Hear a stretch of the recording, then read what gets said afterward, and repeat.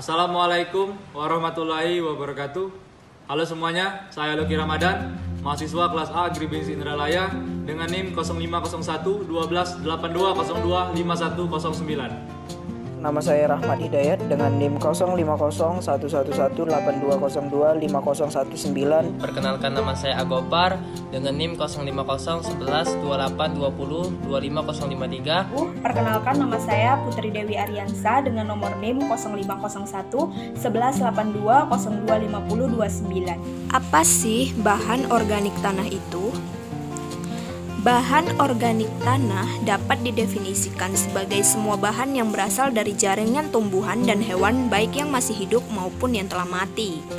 Memberikan definisi bahan organik tanah berasal dari sisa-sisa tanaman dan hewan yang ada di dalam tanah dan mengalami perombakan secara terus-menerus. Singkatnya, bahan organik tanah adalah bahan yang berasal dari senyawa organik yang telah mengalami dekomposisi. Kadar C organik merupakan faktor penting penentu kualitas tanah mineral. Semakin tinggi kadar C organik total, maka kualitas tanah mineral semakin baik.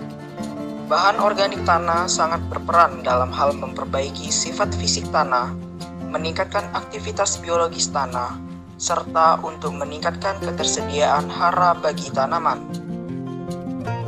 Faktor-faktor yang mempengaruhi bahan organik dalam tanah adalah kedalaman tanah, iklim, dalam hal ini adalah curah hujan dan suhu, drainase, tekstur tanah, dan vegetasi. Nah guys, kali ini kami akan mengajak kalian untuk mengikuti kegiatan kami menentukan penetapan bahan organik. Tujuan dari penetapan ini adalah untuk menganalisis kandungan si organik dalam suatu bahasa. Adapun alat dan bahan yang digunakan dalam praktikum ini adalah alat yang pertama 1. Erlenmeyer 250 mili, 2. Timbangan 2 desimal, 3. Butet 50 mili, 4. Gelas ukur 10 mili, 5. Gelas ukur 100 mili, 6. Pipet ukur 10 mili, 7. Pipet tetes, 8. Sprayer. Lalu untuk bahan yang pertama, kalium dilomat 1N, 2. Ferrous amonium sulfat 0,5 N, 3. Asam sulfat perat, 4. Asam fosfor peliat, 5. Natrium fluorida 4%, 6. Indikator dipelamin, 7. Aquades, 8. Tanah, 9. Blanco sebagai kontrol dianalisis. Langkah yang pertama yaitu kita timbang sampel tanah seberat 0,5 gram di atas neraca analitik.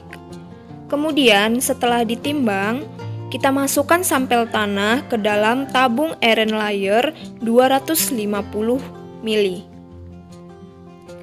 Nah, sampel yang telah ditimbang tadi dimasukkan ke dalam tabung, kemudian ditambahkan sebanyak 10 mili kalium dikromat.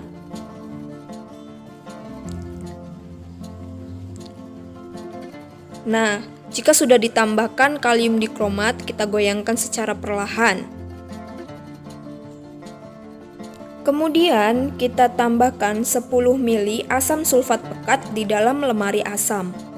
Dan jangan lupa untuk menggunakan sarung tangan latek ya teman-teman.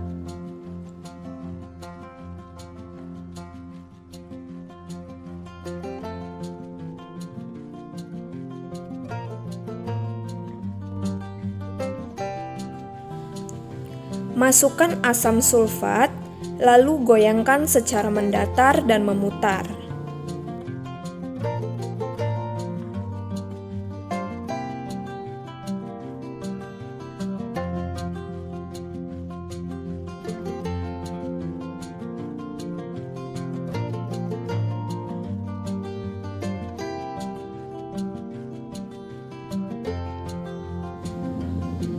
Karena asam sulfat yang sifatnya panas, maka larutan tanah kita diamkan terlebih dahulu ya teman-teman, sekitar 30 menit agar larutan tanah menjadi dingin.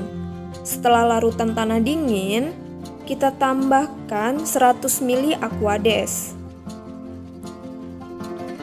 Tambahkan juga 5 ml asam fosfor dan 2,5 mili natrium fluorida.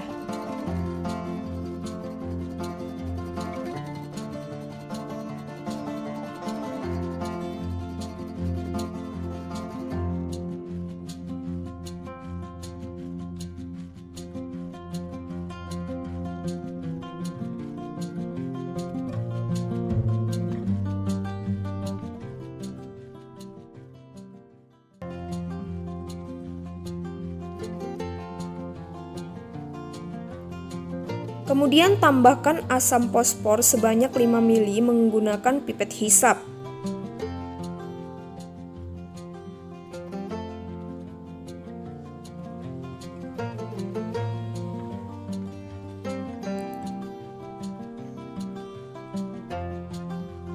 Kemudian tambahkan juga indikator dipelamine sebanyak 10 tetes ya teman-teman menggunakan pipet tetes.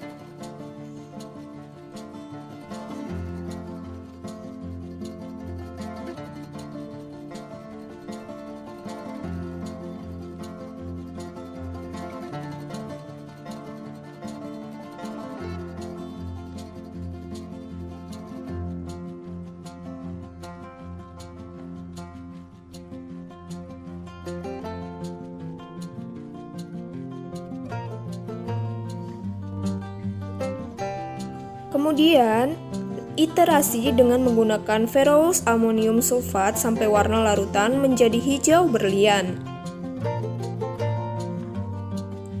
Masukkan terlebih dahulu magnetic vira.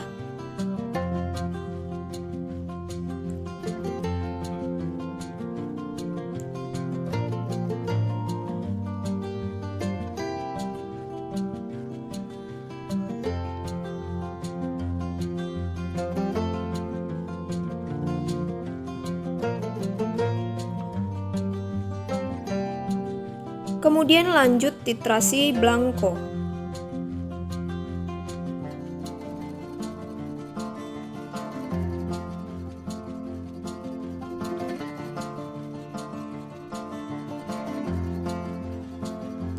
Baik pada sampel tanah maupun blanco, jadi pada saat setelah kita titrasi, pembuatan volume titrasi pada alat titrasi, pembuatan volume titrasi pada alat tritasi yaitu dengan cara T2 dikurang T1, di mana T2 itu adalah volume setelah titrasi dan T1 adalah volume sebelum titrasi.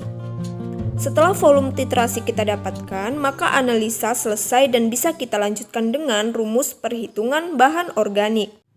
Adapun cara penghitungan penetapan bahan organik yaitu dengan menggunakan rumus persen C dikurang organik sama dengan 10 buka kurung 1 dikurang T per S tutup kurung dikali F. Persen bahan organik dengan persen C dikurang organik dikali 1,724 dengan keterangan T sama dengan T akhir dikurang T awal, S sama dengan blanco, dan F sama dengan 0,78.